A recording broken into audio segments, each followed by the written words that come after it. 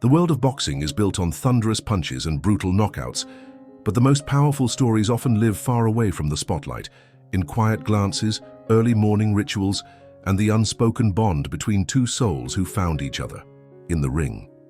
In the early 2000s, Freddie Roach had already earned his place in boxing lore, a brilliant trainer known for his grit, resilience, and for enduring Parkinson's disease with a defiant, almost stubborn grace.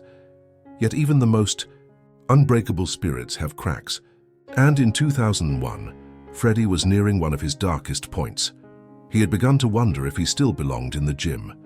His hands didn't move the way they used to. The tremors had worsened.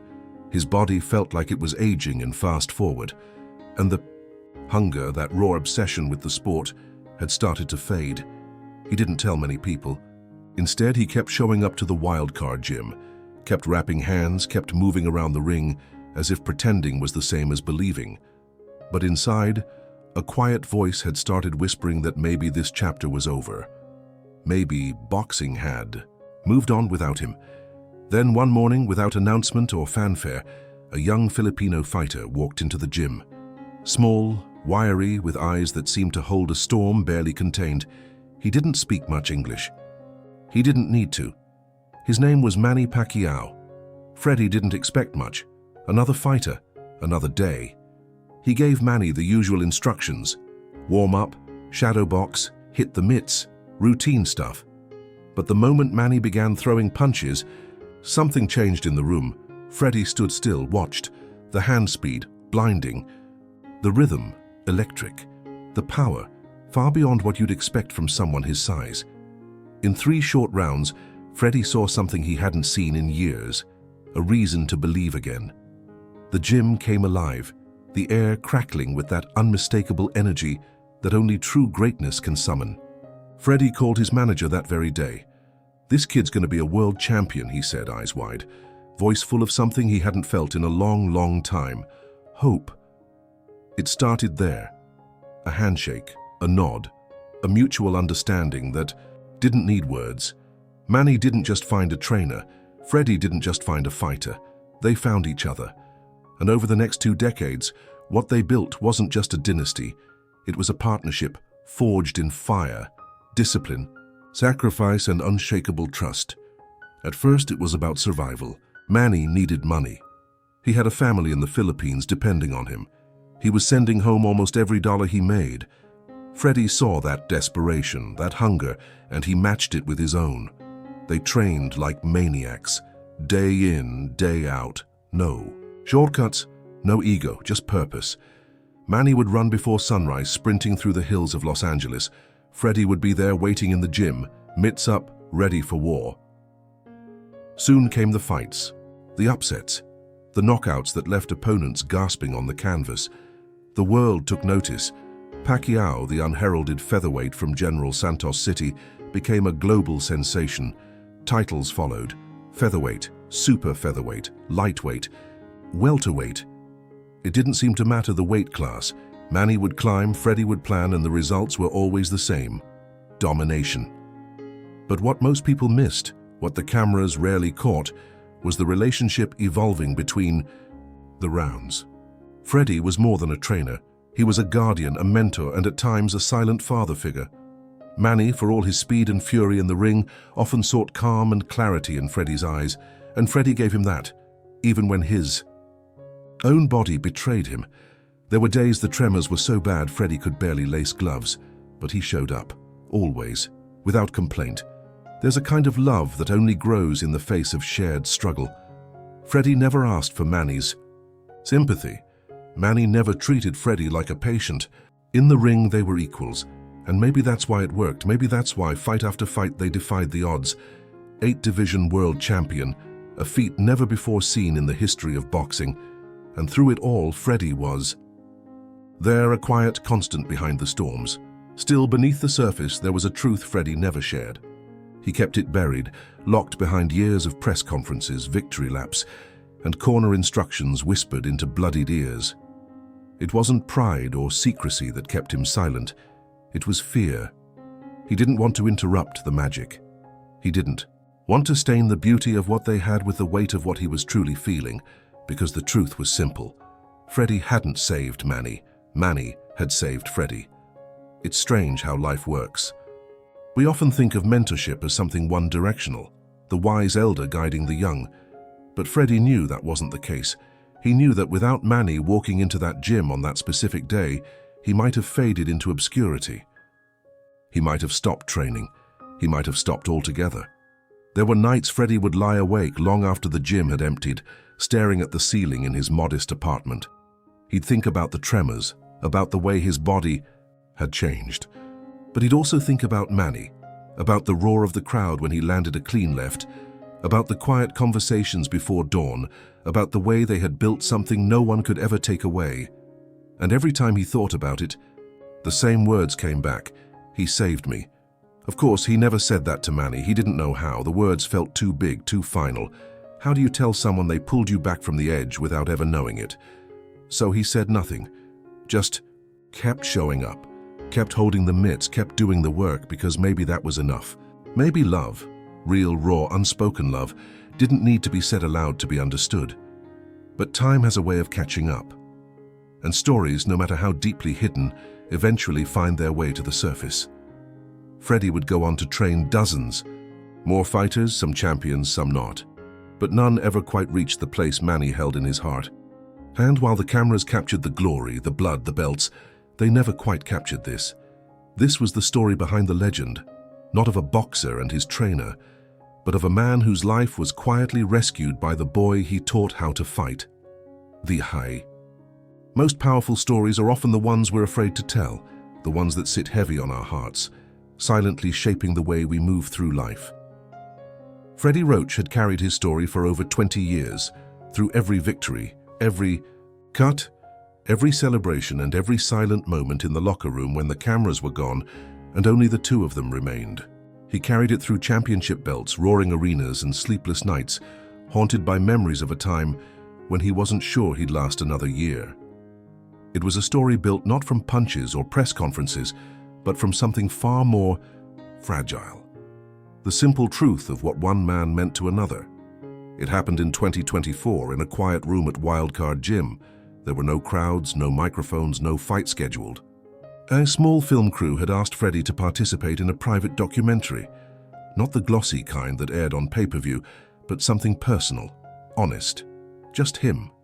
The working title was The Last Corner, an intimate look at his life, his career, and what it all meant now that the world was beginning to move on. He had said yes, but not because he liked talking.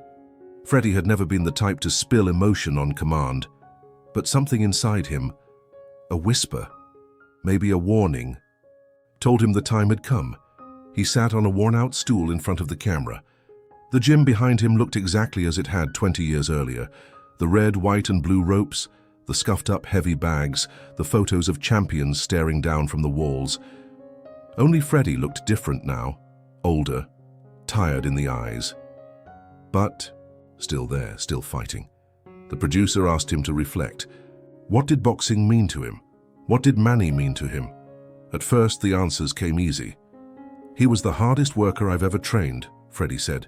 Never late, never scared, always gave everything. I've trained a lot of fighters, but none like him. None with his speed, his will, or his heart. The words were true and they came from a place of respect, but they weren't the whole truth. Not yet. Then the camera kept rolling. No one said anything. The silence lingered, and in that space something cracked open. Freddie looked away. His hands trembled more than usual, and not just from the Parkinson's. His breathing slowed. And then, quietly, he said, "There's something I never told him, something I never told anybody." The room froze. He didn't rush the words. He seemed to weigh each syllable, like dropping stones into water and watching the ripples. Back in 2001, the week before Manny walked into my gym, I had made up my mind. I was done. I had signed the paperwork. I was going to close Wild Card. I had debts. My health was failing. I was losing fighters. I didn't see the point anymore. He looked down, as if embarrassed by the admission. I was losing faith in myself. I didn't think I had anything left to give this sport. I didn't think anyone would trust me again. I was scared, angry, lonely, and tired, so damn tired of pretending I was okay. Then he smiled, softly. And then he walked in. Freddie chuckled to himself, eyes misting over. Didn't speak much English. Didn't have any hype, just wanted a chance. And God, what a left hand he had. I remember thinking, where the hell did this kid come from? But what he said next caught everyone off guard. He saved my life. The words weren't dramatic, they weren't said for effect, they were simple, heavy, real. If Manny hadn't come in that week, I don't know what would have happened. Maybe I would have packed up and disappeared. Maybe worse. I was spiraling. But when he hit those mitts, when I saw what he could become, something in me woke up. I had purpose again. I had a reason to get out of bed. I had someone to believe. Yes. There was a long pause. The crew didn't move. The camera kept running. Freddie's voice lowered, cracked around the edges. He thinks I built his career. And yeah, maybe I did help, but he saved me in return. He gave me another 20 years. He gave me pride. He gave me life.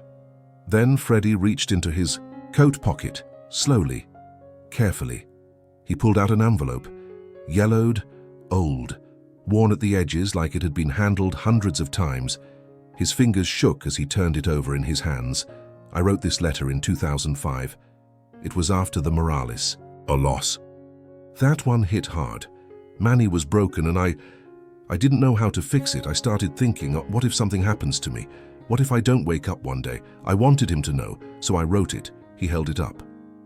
I never gave it to him, never had the guts, never thought the timing was right. The envelope had one word on the front, Manny. Inside, as Freddie later revealed, were 3 paragraphs. Words he couldn't say out loud, a thank you, a confession, an apology, and a final line that read, "If you're reading this, then I probably didn't get to say it face to face. But I love you, kid. Not like a trainer, not like a friend, like family." Freddie didn't cry, he wasn't the type, but his voice softened. His shoulders slumped, like the weight of 20 years had finally landed. I've trained killers, I've trained warriors, but none like him, none with the soul he had. The documentary crew didn't know what to do. No one expected this. They had come for stories about famous fights, about the strategies that outsmarted legends, but what they got was something far more human, something deeper than any knockout. When they asked Freddie if he wanted to finally give Manny the letter, he nodded. Yeah, I think it's time. The camera cut, but the truth finally was out. In the days that followed, word began to spread. Quietly, respectfully, Manny's team was contacted. The footage wasn't meant to be public yet, but a private screening was arranged. Manny, unaware of what was coming, agreed to watch, and what he saw would change everything. That moment, the one where the letter is finally heard, the confession finally felt, would soon become the heart of this story. Because behind every great fighter is a coach. And behind every coach, sometimes there's a broken man who just needed someone to believe in him. The screening room was small, intentionally so. No stage, no lights, no press. Just a leather couch, a large monitor, and a table in the corner with bottled water.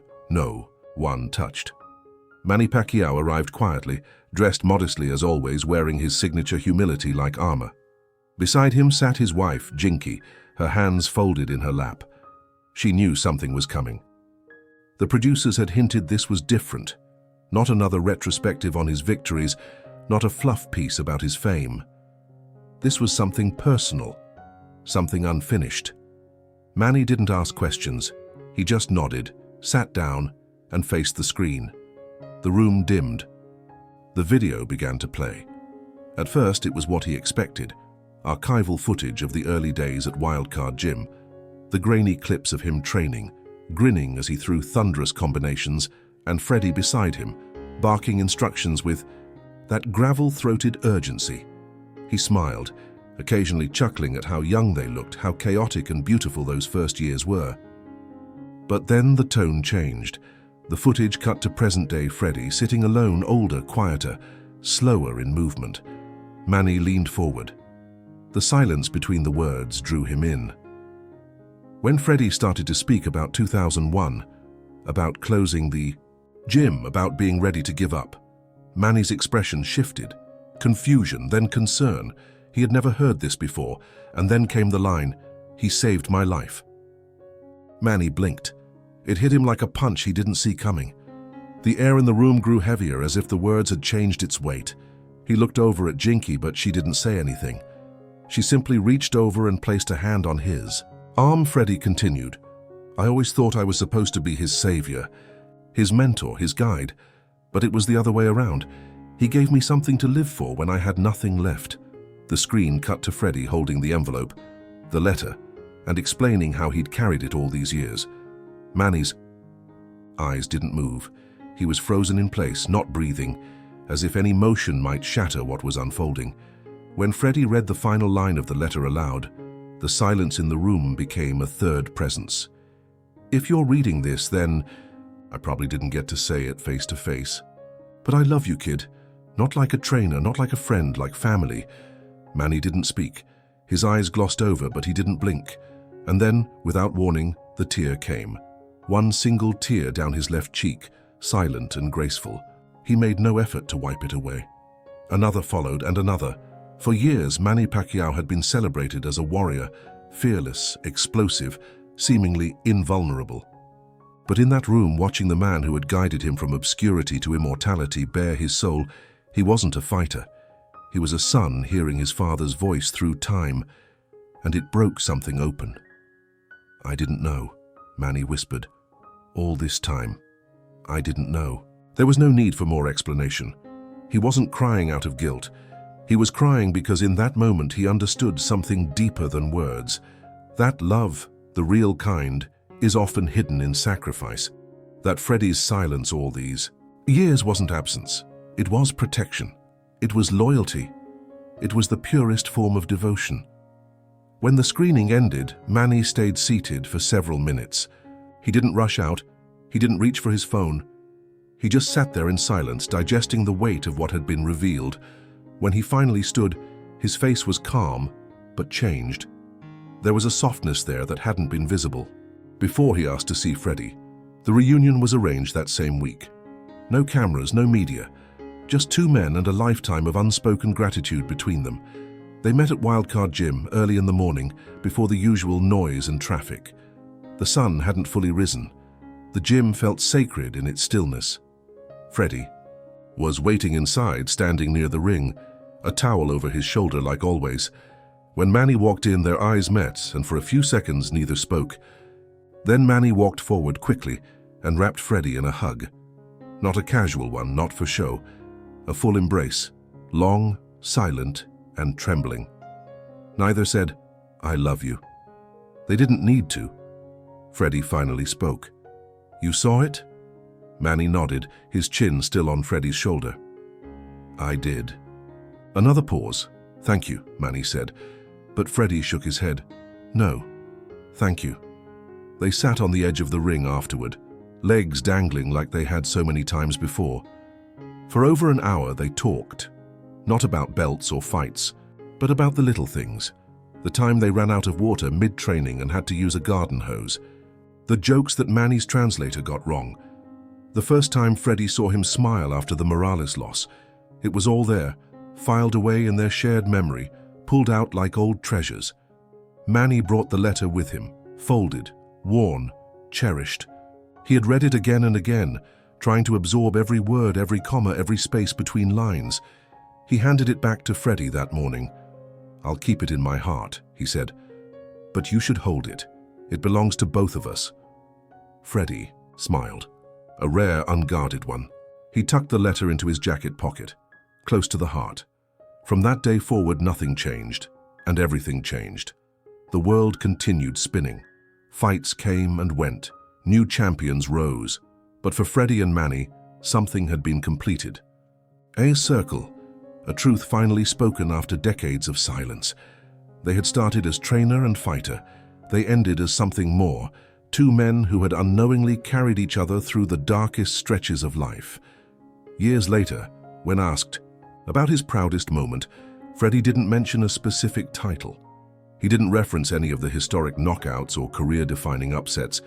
He just looked down, smiled, and said, "Manny forgave me for never telling him sooner.